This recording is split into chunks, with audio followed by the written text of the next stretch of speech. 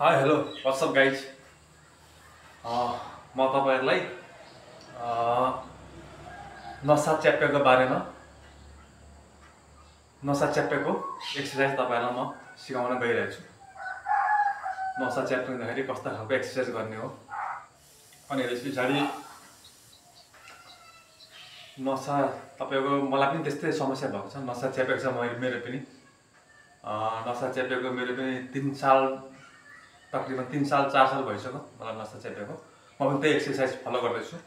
नसा च्यापेको एक्सरसाइज म फलो गर्दैछु। ल अब स्टार्ट गरौँ। तर यसको तपाईको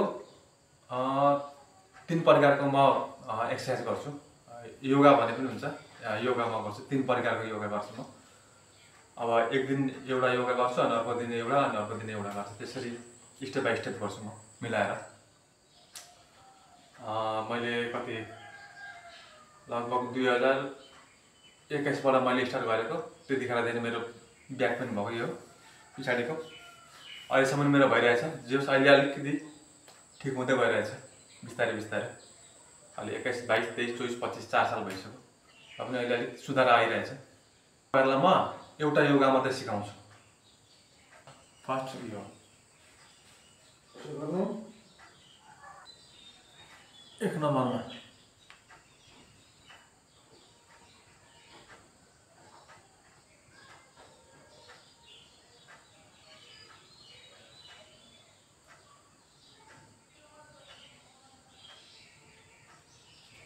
10 सेकेन्ड गर्नुपर्छ। 10 सेकेन्ड। अनि त्यसपछि अर्को 2 नम्बरमा यसो गर्ने यसरी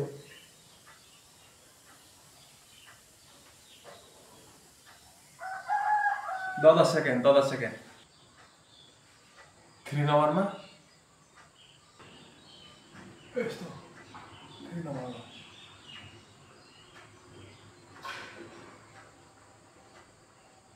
15 सेकेन्ड 15 सेकेन्ड। 4 नम्बरमा